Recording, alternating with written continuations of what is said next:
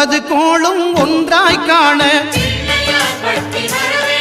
அங்கு கற்பகம் என்னும் கடவுளின் மெய்யில் 9 கோளும் ஒன்றாய் காண அங்கு கற்பகம் என்னும் கடவுளின் மெய்யில்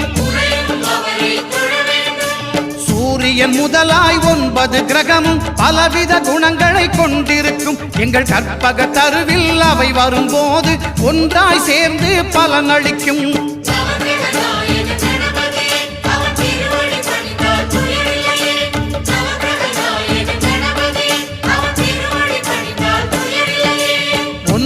கோளும் ஒன்றாய் காண